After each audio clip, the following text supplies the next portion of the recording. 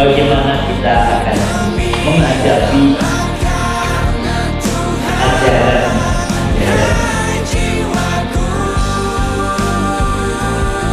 atau nabi palsu yang mengutarakan akan Injil Tuhan. Oleh sebab itu Rasul Paulus mengingatkan kepada jemaat yang ada di Galatia, menyampaikan dengan pesan yang luar biasa. Hanya oleh karena kasih karunia yang daripada Tuhan, maka Paulus telah memberikan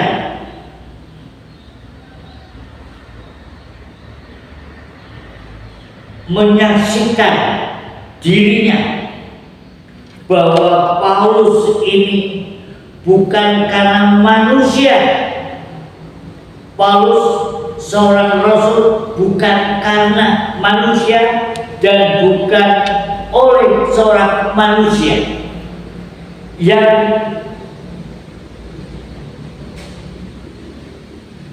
melainkan oleh Yesus Kristus dan Allah Bapa.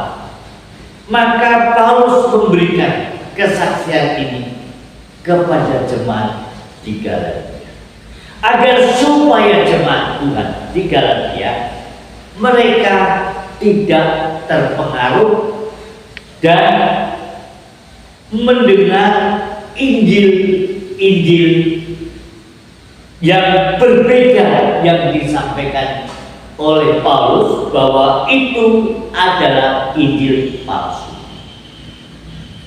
atau guru palsu. Ini yang harus kita hadapi. Kita akan menghadapi melihat ajaran-ajaran yang kita hadapi sekarang. Banyak memutarbalikkan, berkata bahwa ini ada Injil ini ada Injil ini, itu dan sebagainya. Atau ada orang yang mengatakan bahwa kalau ada Injil lain berbeda yang disampaikan oleh Paulus, itu berarti bukan Injil atau bukan kabar baik. Injil adalah kabar baik, benar-benar ini disampaikan oleh Paulus ketika dia menerima panggilan daripada Tuhan. Bukan karena Paulus itu mendapatkan dari manusia, bukan mendapatkan karena diajar oleh manusia, tetapi Paulus benar-benar dia menerima kasih karunia daripada Tuhan ketika Paulus dia menyadari berkat anugerah kasih kemurahan Tuhan yang sangat besar untuknya, agar Injil yang harus diberitakan adalah Injil kebenaran Allah. Injil adalah kekuatan Allah. Injil isinya adalah kebenaran Allah itu sendiri, yang menjelaskan di mana tentang Yesus Kristus adalah Tuhan. Yesus mati di kayu salib, Yesus dikuburkan, Yesus bangkit pada hari yang ketiga dari antara orang mati.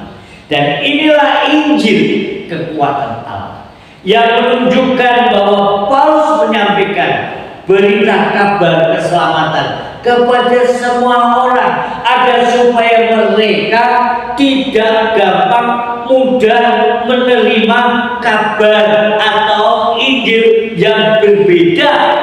Apa yang disampaikan oleh Paulus, kalau itu berbeda, maka janganlah engkau menerimanya. Sebab Paulus benar-benar menerima panggilan pelayanan ini dari Tuhan, yang benar-benar menyaksikan dia berjumpa dengan Tuhan sendiri. Paulus itu berjumpa dengan Tuhan sendiri. Saat Paulus dalam perjalanan ya, membawa surat perintah daripada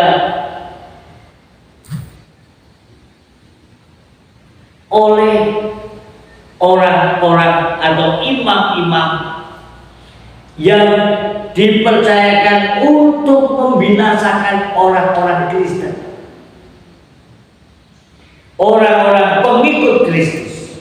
Tapi dalam satu perjalanannya, Paulus benar-benar disitulah berjumpa dengan Tuhan. Ketika Paulus sampai di Damsyik, maka Paulus mendapatkan ada sinar yang menyinari mata Paulus, sehingga Paulus tidak mampu untuk melihatnya. Maka Paulus jatuh dan buta selama 3 hari. Saudara yang dikasih Tuhan, itu yang dialami oleh Paulus. Dan ketika itulah Paulus, dia sampaikan bahwa abahnya yang bernama Ananias itu menumpangkan tangan ke atas kepala daripada Paulus, maka seolah-olah selaput ada di selaput mata daripada Paulus itu gugur. Maka Paulus baru bisa melihat bahwa benar-benar ketika ada suara pada saat itu, Paulus benar-benar berjumpa dengan Tuhan sendiri. Ketika Tuhan Yesus mengatakan, Saulus, Saulus, mengapa engkau menganiaya aku? Siapakah engkau Tuhan? Akulah Yesus yang engkau aniaya itu. Dan saat itulah sadar bahwa Paulus ini ditangkap oleh Tuhan Yesus dan mau dipakai oleh Tuhan Yesus untuk membawa berita Injil, kebenaran Allah yang sejati, yang disampaikan yang diterima oleh Paulus untuk disampaikan kepada semua bangsa di muka bumi ini. Itulah sebabnya Paulus menyampaikan hingga sampai ke tanah Arab, menyampaikan Injil kepada mereka agar supaya mereka tahu jelas. Dan Paulus dikatakan setelah itu kembali dia ke Yerusalem, dan telah sampailah dari tanah Arab menuju ke Yerusalem, dan di situ dia berjumpa bersama dengan para murid Tuhan atau Rasul Tuhan. Dan saudara yang dikasih oleh Tuhan, apakah yang saudara akan dapatkan ketika saudara nanti mendengar ada kabar atau Injil lain selain daripada Injil yang diberitakan oleh Paulus? Janganlah engkau akan gampang menerima. Jangan gampang untuk menerima. Sebab tidak ada lagi yaitu berita-berita yang lain yang membawa keselamatan kepada manusia, yang olehnya manusia mendapatkan keselamatan. Itu hanya di dalam Yesus orang bisa selamat dan masuk surga. Saudara yang dikasihi oleh Tuhan, maka Paulus menyampaikan, dan Paulus menyampaikan bahwa seorang rasul, bukan karena Paulus menjadi rasul itu bukan karena manusia dan bukan oleh seorang manusia, melainkan oleh Yesus Kristus dan Allah Bapa yang telah membangkitkan dia dari antara orang mati. Dan dari semua saudara yang ada bersama-sama dengan kata Rasul dengan aku kepada jemaat di Galatia, kasih karunia Allah, itu katakan kasih karunia menyertai kamu dan damai sejahtera daripada Allah Bapa kita dan dari Tuhan kita Yesus Kristus. Maka saudara yang dikasihi oleh Tuhan, Jangan sampai imanmu, pengenalan pribadimu kepada Tuhan dengan ajaran-ajaran. Jangan sampai kita menerima atau menerima ajaran-ajaran di luar Kristus. Itu sesat. Di luar Yesus itu kesesatan.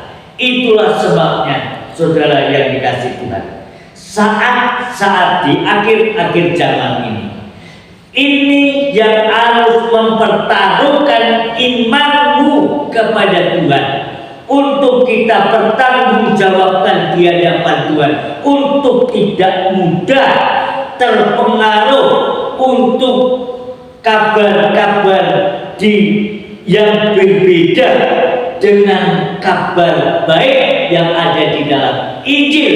Maka janganlah engkau menerima kabar-kabar itu selain daripada apa yang disampaikan oleh para rasul dulu, dan menyaksikan akan Injil Tuhan. Injil itu kekuatan Allah, Injil itu kebenaran Allah. Di luar Injil tidak ada jalan kebenaran, di luar Injil tidak ada keselamatan, hanya di dalam Injil. Sudah dikatakan di dalam firman Tuhan di Roma 1 ayat yang saudara, karena Injil itu adalah kekuatan Allah, Injilnya adalah kebenaran Allah. Mari kita membuka Roma pasal yang pertama, ayat yang ke-16. Sebab dikatakan ayat yang 16, sebab aku mempunyai keyakinan yang kokoh dalam Injil. Karena Injil adalah kekuatan Allah yang menyelamatkan setiap orang yang percaya. Pertama-tama orang Yahudi, tetapi juga orang Yunani. Saudara, pertama-tama orang Yahudi, ingat bahwa pertama-tama orang Yahudi dan juga orang Yunani. Sebab di dalamnya nyata kebenaran Allah yang bertolak dari iman dan memimpin kepada iman, seperti ada tertulis, orang benar akan hidup oleh karena iman. Iman di dalam Yesus Kristus. Akan saudara yang beriman di dalam Tuhan Yesus Kristus adalah saudara yang dibenarkan oleh Tuhan. Itulah sebabnya saudara yang dikasihi Tuhan, pada di akhir zaman ini, saat ini sudah banyak ajaran-ajaran yang memutarbalikkan berita kabar keselamatan ini, dan banyak guru-guru palsu, nabi-nabi palsu. Setelah Yesus tidak ada lagi nabi, tidak ada lagi guru-guru. Oleh sebab itu, setelah sampaikan oleh Rasul Paulus, sesudahnya itu adalah guru-guru palsu atau nabi-nabi palsu. Oleh sebab itu saudara harus pegang teguh imanmu dalam pengenalanmu pribadimu dengan Tuhan Yesus. Itu yang kunci utama, karena keselamatan itu hanya iman dalam Yesus. Di luar Yesus tidak ada jalan keselamatan. Keselamatan itu anugerah, hanya iman dalam Yesus Kristus. Itulah sebabnya yang harus saudara pegang semasa hidupmu hingga sampai akhir kehidupanmu. Hanya Yesuslah jawaban, hanya Yesuslah juru selamat, hanya Yesuslah yang menjadi sapaan. Hanya Yesuslah yang berkuasa mengampuni dosa manusia. Hanya Yesuslah, tidak ada yang lain. kalau ada mengaku-ngaku nabi yang bisa memberi syafaat. Tidak ada seorang yang bisa memberi syafaat kecuali Yesus Kristus Tuhan. Dia yang memberikan jaminan keselamatan kepada manusia. Oleh sebab itu, sebab tidak ada agama yang menyelamatkan manusia, tidak ada agama di dalam dunia yang bisa menyelamatkan manusia. Tuhan pun tidak menciptakan agama. Tuhan tidak pernah menciptakan agama. Allah tidak pernah menciptakan agama. Saudara yang dikasihi oleh Tuhan, ingatlah, di masa-masa akhir zaman ini banyak agama-agama, banyak orang gila akan agama, edan akan agama. Itu di akhir zaman. Dia mencari jalannya sendiri, tetapi melupakan jalan yang benar. Tuhan Yesus katakan, akulah jalan kebenaran dan hidup, tidak seorang pun bisa datang kepada Bapa kalau tidak melalui aku. Hanya satu jalan menuju ke surga, hanya iman kepada Yesus, maka orang bisa masuk ke surga. Hanya orang bisa mendapatkan pengharapan, hanya orang yang dapat jaminan keselamatan dari hidupnya. Hanya satu jalan, hanya iman dalam Yesus Kristus. Sebab yang akan menghakimi orang yang hidup dan yang mati pada akhir zaman itu Yesus. Yang berkuasa di dunia dan di surga itu Yesus. Dia Yesus, juru selamat umat manusia. Barang siapa yang percaya akan Yesus sebagai Tuhan dan juru selamat secara pribadi, orang itu diampuni dosa dan segala pelanggarannya. Mengapa? Karena manusia telah berbuat dosa, telah kehilangan kemuliaan Allah. Semua manusia telah berbuat dosa, telah kehilangan, membutuhkan pertolongan. Itulah sebabnya kehadiran Yesus ke dalam dunia ini. Dia mati bagi dosa umat manusia. Dia mati menjadi korban untuk penebus manusia dari dosa dan kesalahan. Dan dia bangkit dari antara orang mati, menunjukkan kemahakuasaannya. Dialah yang berkuasa di bumi dan di surga. Itu dikatakan di dalam Matius pasal yang 28 ayat 19 dan 20. Aku telah diberikan kuasa di bumi dan di surga. Itu sudah dikatakan.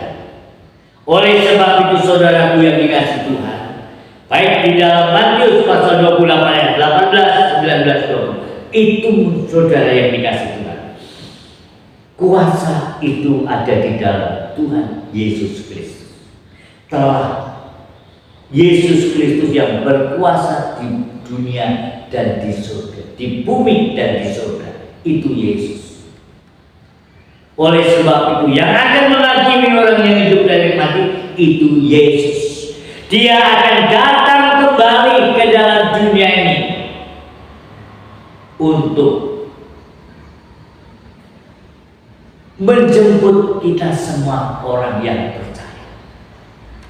Sebab dia tidak lagi dia dalam kematian, tapi dia sudah mengalahkan maut dan dia hidup untuk selama-lamanya di surga. Dan ketika dia datang untuk menjemput kita, untuk kita dapat hidup dalam kemuliaannya bersama dengan dia, orang yang teguh imannya sehingga sampai akhir dalam kehidupannya bersama Yesus, maka saudara dapat melakukan perbuatan-perbuatan yang ajaib. Bagi Tuhan tidak ada barang mustahil, bagi orang percaya pasti diselamatkan. Tuhan Yesus memberkati.